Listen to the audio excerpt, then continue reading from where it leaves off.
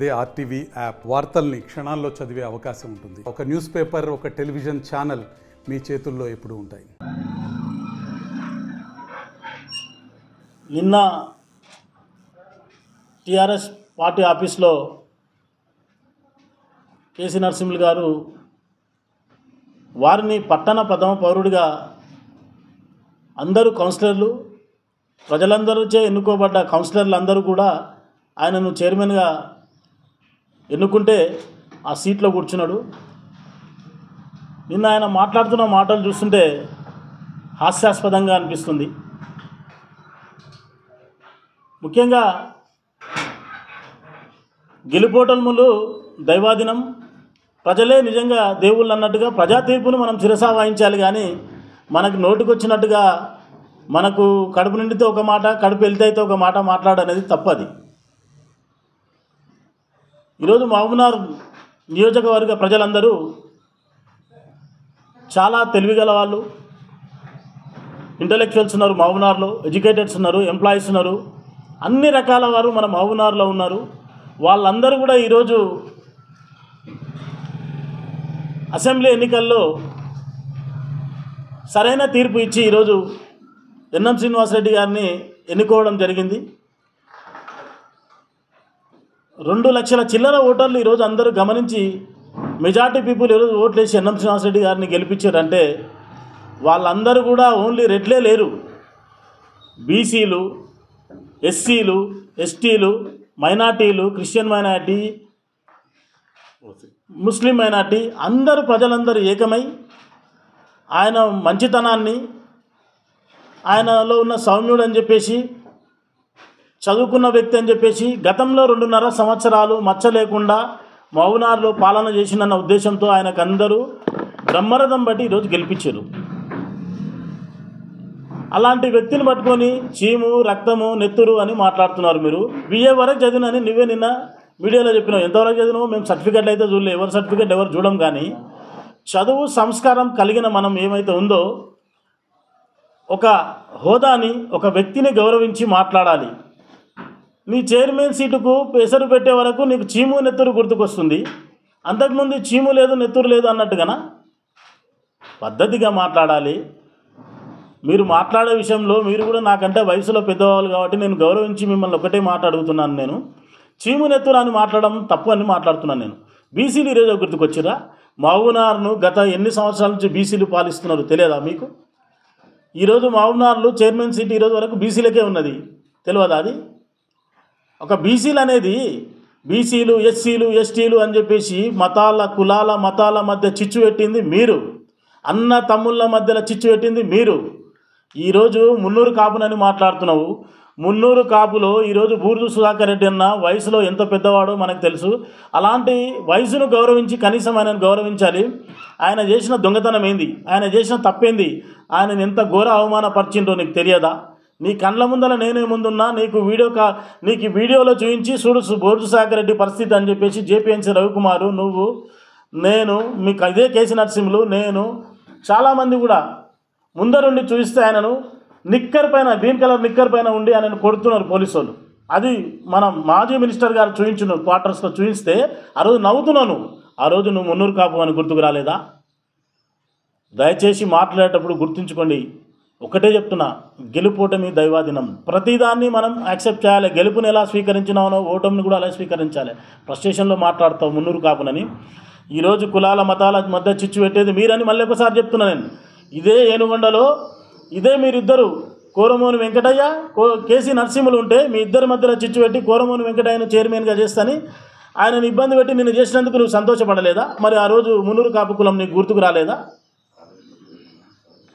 ఈరోజు సంధ్యా శ్రీనివాసరెడ్డి వార్డులో నరేందర్ ఉన్నాడు. నరేందర్ను శ్రీనివాసరెడ్డిని పంచాయతీ పెట్టి సారు ఎంజాయ్ చేయలేదా మన మాజీ మినిస్టర్ గారు? దాన్ని చూసి నువ్వు సంతోషించలేదా? అంటే ఇది మున్నూరు కాపు ఆ రోజు నీకు గుర్తుకు రాలేదా? ఇద్దరు తనుకుంటే డైరెక్ట్ చెప్తున్నాడు ఆయన. వాళ్ళిద్దరిని కేసులు పెట్టుకోమని చెప్తుండు. ఒక పెద్ద మనిషి కూర్చోబెట్టి ఒక చిన్న కాలువ పంచాయతీలో జరిగింది ఆ పంచాయతీ. నరేందర్ ఇద్దరు కొట్లాడిన నరేందర్, శ్రీనివాసరెడ్డి కొట్లాడితే వాళ్ళని కూర్చోబెట్టి మాట్లాడాల్సింది పోయి, కాంప్రమైజ్ చేయాల్సింది పోయి వాళ్ళ మధ్యలో ఇంకా పంచాయతీని పెంచారు. ఆ రోజు లేడా మున్నూరు కాపు? మతాల గురించి కులాల గురించి మాట్లాడదు. రాజకీయం మాట్లాడుతున్నప్పుడు రాజకీయంగా ఏం మాట్లాడాలి? ఈరోజు మాజీ మినిస్టర్ గారు మా అందరి కౌన్సిలర్లకు ఎంత ఇబ్బంది పెట్టిండు, మమ్మల్ని ఎన్ని బాధలు పెట్టిండు. ఆ బాధల మీద మాట్లాడినంత తప్ప ఎవరు కూడా అన్పార్లమెంటరీ వర్డ్స్ ఈరోజు వరకు యూజ్ చేయలేదు. దయచేసి అది గమనించాలి. నువ్వు అనవసరంగా ఆ లాంగ్వేజ్ అవన్నీ తీసుకొచ్చి ఏదో గొడవ లేపాలి, ఏదో అల్లరి లేపాలని మాత్రం మనకు ఈడ లేరా? అందరూ అన్ని కులాల వారు, అన్ని మతాల వారు అందరం ఉన్నాం ఈరోజు. లేము అందరం కలిసి? రెడ్లు, బీసీలు, ఓసీలు, ఎస్సీలు, ఎస్టీలు ఏంది ఇది? దయచేసి ఒకటే గమనించాలి. మీరు కేసీ నరసింహులు గారు మాట్లాడే ముందు ఆలోచించి గమనించి మాట్లాడండి. మీరు ఒకటే చెప్తున్నాం, ఖబర్దార్ మళ్ళీ ఇంకోసారి ఎన్ఎం శ్రీనివాసరెడ్డి గారి నుంచి మాట్లాడితే కౌన్సిలర్ల మొక్కరు కాదు, మహబూబ్నగర్ ప్రజలందరూ కూడా ఒకటవుతారు. అంటే ఈరోజు మహబూబ్నగర్ ప్రజలు మీరు చేసిన పాలన విధానము, మీ అవినీతి గురించి నువ్వు అడిగినవు.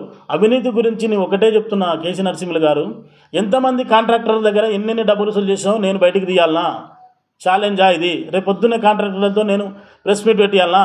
సవాల్. తెలియదా మాకు? వద్దు. దయచేసి నీ దగ్గర గొడవ పడడము, పర్సనల్ విషయాలు వద్దు. ఎందుకంటే నీవు కూడా ఒక బీసీ బిడ్డవే, మనం అందరం బీసీలమైనా, ఓసీలమైనా, ఎస్సీలమైనా అన్నదమ్ముల్లాగా మహబూబ్నగర్లో ఉన్నాం. దయచేసి పర్సనల్ విషయాలకు పోకండి. మీ రాజకీయంగా ఆ రోజు మీరు ఏం చేసి ఏమైందో కానీ ఇంతమంది కౌన్సిలర్లు అందరూ సింగిల్ ఎంపీ మీ దగ్గర ముట్టకుండా ఈరోజు నేను సీటు మీద కూర్చోబెట్టారు. వాళ్ళ మీద ఆరోపణలు మోపుతాను. ఎన్ని లక్షలు ఇచ్చినావు? 7 లక్షలు అందరూ పెట్టుకొని కూర్చున్నామా? ఎవరెవరు బాగుపడ్డారు మాజీ మినిస్టర్ నుంచి? చెప్పండి లెక్కలు. నీ ఒక్కరిని బాధపడి ఉండొచ్చు, మరి నువ్వు కూడా బాధపడతావు కదా. నువ్వు కూడా మాట్లాడిన విషయాలు ఎన్ని ఉన్నాయి, ఏం చేసినాయి? దయచేసి మాట్లాడే ముందు ఆలోచించి మాట్లాడండి. ఎంత ఇబ్బంది పెట్టిండు, మమ్మల్ని ఎన్ని బాధలు పెట్టిండు. ఆ బాధల మీద మాట్లాడినంత తప్ప ఎవరు కూడా అన్పార్లమెంటరీ వర్డ్స్ ఈరోజు వరకు యూజ్ చేయలేదు. దయచేసి అది గమనించాలి. నువ్వు అనవసరంగా ఆ లాంగ్వేజ్ అవన్నీ తీసుకొచ్చి ఏదో గొడవ లేపాలి, ఏదో అల్లరి లేపాలని మాత్రం మనకు ఈడ లేరా? అందరూ అన్ని కులాల వారు, అన్ని మతాల వారు అందరం ఉన్నాం ఈరోజు. లేము అందరం కలిసి? రెడ్లు, బీసీలు, ఓసీలు, ఎస్సీలు, ఎస్టీలు ఏంది ఇది? దయచేసి ఒకటే గమనించాలి. మీరు కేసీ నరసింహులు గారు మాట్లాడే ముందు ఆలోచించి గమనించి మాట్లాడండి. మీరు ఒకటే చెప్తున్నాం, ఖబర్దార్ మళ్ళీ ఇంకోసారి ఎన్ఎం శ్రీనివాసరెడ్డి గారి నుంచి మాట్లాడితే కౌన్సిలర్ల మొక్కరు కాదు, మహబూబ్నగర్ ప్రజలందరూ కూడా ఒకటవుతారు. అంటే ఈరోజు మహబూబ్నగర్ ప్రజలు మీరు చేసిన పాలన విధానము, మీ అవినీతి గురించి నువ్వు అడిగినవు. అవినీతి గురించి నేను ఒకటే చెప్తున్నా కేసీ నరసింహులు గారు, ఎంతమంది కాంట్రాక్టర్ల దగ్గర ఎన్నెన్ని డబ్బులు వసూలు చేసినావు నేను బయటికి తీయాలనా? ఛాలెంజా ఇది? రేపు పొద్దున్నే కాంట్రాక్టర్లతో నేను ప్రెస్ మీట్ పెట్టియాలనా? సవాల్. తెలియదా మాకు? వద్దు. దయచేసి నీ దగ్గర గొడవ పడడము, పర్సనల్ విషయాలు వద్దు. ఎందుకంటే నీవు కూడా ఒక బీసీ బిడ్డవే, మనం అందరం బీసీలమైనా, ఓసీలమైనా, ఎస్సీలమైనా అన్నదమ్ముల్లాగా మహబూబ్నగర్లో ఉన్నాం. దయచేసి పర్సనల్ విషయాలకు పోకండి. మీ రాజకీయంగా ఆ రోజు మీరు ఏం చేసి ఏమైందో కానీ ఇంతమంది కౌన్సిలర్లు అందరూ సింగిల్ ఎంపీ మీ దగ్గర ముట్టకుండా ఈరోజు నేను సీటు మీద కూర్చోబెట్టారు. వాళ్ళ మీద ఆరోపణలు మోపుతాను.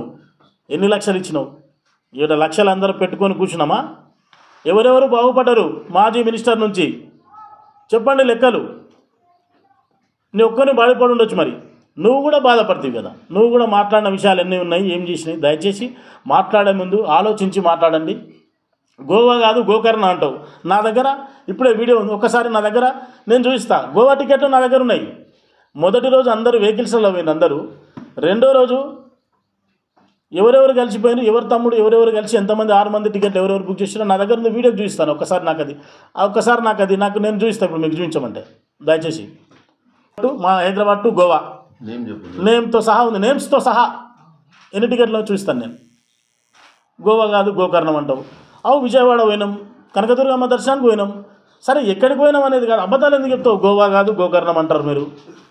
దయచేసి మాట్లాడే ముందు ఆలోచించి మాట్లాడండి. మీరు పదవి పోయిందనే ఫ్రస్ట్రేషన్లో మాట్లాడుతున్నారు. ఈరోజు మీరొక్కరి గురించి మా 14 మా తోటి కౌన్సిలర్లు ఈరోజు మేము 35 మంది మేము కాదు, మిగతా 14 కూడా వాళ్ళు కూడా బాధలు పడుతున్నారు. వాళ్ళు కూడా మీ వెంబడి ఉన్నారు. వాళ్ళు కూడా మాతో కొందరు టచ్లో ఉన్నారు. నేనేం చెప్తున్నానంటే ఆ 14 మందిని నువ్వు రాజీనామా చేయని అనవసరంగా వాళ్ళని నువ్వు బలి చేయకు. నీవు నిజంగా కరెక్ట్గా నువ్వు చదువుకున్నాను అన్నావు కదా. 6వ తారీఖు నాడు మేము వెళ్ళి అందరం కూడా ముక్కుమడిగా అన్ని పార్టీల వారం అందరూ వెళ్ళి మేము 6వ తారీఖు నాడు 31 మంది వెళ్ళి మేము కలెక్టర్ గారికి నోటీస్ ఇస్తే ఆ నెక్స్ట్ డేనే నువ్వు రిజైన్ చేయాలి. కరెక్ట్ నీకు తెలిసి ఉంటే నీకు ఏమాత్రం నీకు సభ్యత, ఏమాత్రం నిజంగా మర్యాద, నీకు నిజంగా తెలిసి ఉంటే, రాజకీయ పరిజ్ఞానం ఉంటే, గౌరవంగా బుద్ధిగా నువ్వు వెళ్ళి నెక్స్ట్ డే నువ్వు రిజైన్ చేసింటే ఈరోజు మేము మీకు హ్యాట్సప్ చెప్పేవాళ్ళం. ఈరోజు ఏదో పదవి మొన్న అవిశ్వాస తీర్మానం పెట్టే వరకు చీప్ ట్రిక్స్. ఏంటండి ఆ ట్రిక్స్? ఎట్లా ఉన్నాడంటే రాజకీయం చేస్తే ఒక సిస్టమేటిక్ ఉండాలి. చీప్ ట్రిక్స్ ప్లే చేసింది. చివరి నిమిషం వరకు ఆడపిల్లని ఇంట్లోకి వెళ్ళి గుంజుకోమనికి వచ్చింది మీరు. చివరి నిమిషం వరకు ఒక మద్యం మత్తుల 11:30కు ఒక మద్యం మత్తులో మీ తొత్తు ఒక క్యాండిడేట్, ఒక కౌన్సిలర్ ఫోన్ చేసి డబ్బుల గురించి మాట్లాడతారు. రికార్డింగ్ వినిపించాలా? సవాల్ చెప్పండి, మీరు రికార్డింగ్ వినిపించాలా? 11:30కి రాత్రి మద్యం మత్తులో మాట్లాడుతుండ్రు మా కౌన్సిలర్స్ దగ్గర. మా కౌన్సిలర్స్ని ఎంతమందిని ప్రలోభ పెట్టిండ్రో నా పక్కన ఉన్నారు. అందరికీ ఒక మాజీ మినిస్టర్ గారు కానీ వాళ్ళకి సంబంధించిన పిఏలు కానీ, ఇంకా మీ దాంట్లో ఉన్న కౌన్సిలర్స్ కానీ, మీరు కానీ ఎంతమంది ఎలా మాట్లాడారో, ఎంతమంది చివరి ఆ రోజు బస్సు ఎక్కే వరకు కూడా ఆగకుండా మీరు కాల్ చేసారు. మా దగ్గర విత్ ప్రూఫ్ ఉంది. మా దగ్గర మిస్డ్ కాల్ ఉన్నాయి మా దగ్గర. అనవసరంగా దీన్ని రాద్ధాంతం చేసి దీన్ని ఎక్కడో తీసుకుపోవద్దు. నువ్వు ఒకటే ఆ రోజు అందరు కౌన్సిలర్స్ కోరుకున్నారు, నీకు సీట్ ఇచ్చారు. అరే 4 ఏళ్ళు ఉన్నావు నువ్వు, 1 సంవత్సరం మంచో చెడో సరే మీరెంత సాధిస్తారో భయ అని అనండి. మీరు ఏమంటున్నారు? పనుల గురించి మాట్లాడుతున్నారు. మీరు 45 రోజులు కాలేదు గవర్నమెంట్ ఫామ్ అయ్యి నువ్వు 45 రోజులకు నువ్వు తీర్చిదిద్దలేదు అని మాట్లాడుతున్నావు. తప్పు మాటలు మాట్లాడకండి. ఎవరికైనా ఒక 2 సంవత్సరాలు, 3 సంవత్సరాలు అయిందా, 4 సంవత్సరాలు అయిందా, 10 సంవత్సరాలు, 9.5 సంవత్సరాలు ఉండి ఏం చేసిను? నువ్వేమన్నావు? వెనకటికి ఒక ఆమె ఎవరు అన్నారంట. ఒక ఆమె రాత్రికి అన్నం పెట్టకుండా ఒక ఆయన చెప్పిండట, పొద్దున్న లేచి మూతికి నెయ్యి చూసినట్టుంది మీ స్టోరీ. ఆ చివరాస్తల గురించి నువ్వు మాట్లాడుతుంటే పొద్దున్నే లేచి ఆమె రాత్రికి అన్నం పెట్టకుండా ఒక ఆమె పొద్దున్న లేచి మూతికి నెయ్యి రుచినట్టుగా మాట్లాడుతున్నాను. ఇంటర్నల్ నోట్స్ కానీ, ఇంటర్నల్స్ సంబంధించిన ఎక్కడైనా డెవలప్మెంట్ పైకి వచ్చి బయట చూసినప్పుడు సంతోషపడాలి పబ్లిక్ అనే ఉద్దేశంతోనే మీరు అన్నీ చేసిండ్రు. డెవలప్మెంట్ విషయంలో కొంత అవకాశం ఇవ్వండి. మన మహబూబ్నగర్ జిల్లా అభ్యర్థి మన సీఎం, జిల్లా వ్యక్తే మన సీఎం. నెక్స్ట్ మన మంచి తెలివితేటలు చదువుకున్న వ్యక్తి ఈరోజు ఎన్ఎం శ్రీనివాసరెడ్డి గారు ఖచ్చితంగా అభివృద్ధి చేస్తారు. మీరు తెచ్చిన ఫండ్స్కి ఎక్కడ కూడా అడ్డు రాలేదు. మీరు ఎలాంటి ఫండ్స్ లేకుండా అడ్వాన్స్గా మీరు ఒక చిన్న విషయం గురించి మాట్లాడితే మీరు అడ్వాన్స్గా మీరు డబ్బులు ప్రభుత్వం వస్తుందో రాదో అనే ఉద్దేశంతోనే నువ్వు రెవెన్యూ కొరకు నీవు 2 నెలల ముందు ఉన్న టెండర్లను, ఎక్సైజ్ టెండర్లను ఎన్ని కోట్లలో వసూలు చేసినావో తెలియదా? ఈరోజు ఏం లేకుండా లూటి ఖజానా ఖాళీ పెట్టిపోయారు. ప్రజలకు తెలియదా? అది సామాన్య మనుషుల మీద భారం. ఒక మేస్త్రి పోతుంటే పెళ్లి పోతున్నాడు, శంషాబాద్ కాడ ఆగిన మేము 2 పిల్లల్ని భార్యను ఎక్కించుకొని పోతున్నాడు. బండి ఆపి, వెహికల్ ఆపి ఆ వసూలు చేస్తుంటే 6,000 రూపాయలు వసూలు చేయాలంటే నేను పెట్రోల్కే 200 రూపాయలు అప్పు తీసుకొని వచ్చిన నేను కట్టాలంటే లేదు అని భార్యను పిల్లల్ని రోడ్డు మీద పెట్టి పెళ్లికోకుండా ఆ రోజు ట్రాఫిక్ ఛాలెంజ్ పెట్టి మీ ప్రభుత్వం ఆపలేదా? సామాన్య మానవులు బ్రతకలేని పరిస్థితుల భారాలు మోపి అడ్వాన్స్గా రావాల్సిన వసూళ్ళని ముందే వసూలు చేస్తే ఈరోజు లేదు. ఒక సిస్టమ్, గవర్నమెంట్ అడ్మినిస్ట్రేషన్ అంతా సెట్ కావడానికి 45 రోజులు సెట్ అవుతుందా? దయచేసి మీరు ఒకటే ఆలోచించి మాట్లాడండి. అనవసరంగా చిచ్చు లేపి గొడవలు పెట్టాలని ఏది జరుగుతలేదు కదా, వెనకటికి ఏమన్నట్టుగా మీరు ఇప్పుడు ఏదో గొడవలు పెట్టి అల్లర్లు చేద్దామని మీరు ప్లాన్ చేస్తున్నారు. మీ అల్లర్లు చేస్తే మేము ఎవరు గొడవలు పడి టెంప్ట్ అయ్యి వీడెవరు గొడవ పడడానికి లేము. మేము దయచేసి మా కౌన్సిలర్ల గురించి కానీ, మా ఎమ్మెల్యే గురించి కానీ, ముఖ్యంగా మహబూబ్నగర్ పట్టణ ప్రజలు చాలా తెలివిగల వాళ్ళు, చాలా బుద్ధి గల వాళ్ళందరూ గమనిస్తూ ఉన్నారు. దయచేసి 10 మంది గమనిస్తున్నారు మన మాటను. దయచేసి అన్ని జాగ్రత్తగా పెట్టుకొని మీరు మర్యాదగా మాట్లాడడం నేర్చుకోవాలని చెప్పి నేను తెలియజేస్తున్నాను. మరిన్ని వీడియోస్ కోసం ఛానల్ ని సబ్స్క్రైబ్ చేయండి. లేటెస్ట్ అప్డేట్స్ కోసం వాట్సాప్ ఛానల్ ని ఫాలో చేయండి. అండ్ లింక్ డిస్క్రిప్షన్ లో ఉంది.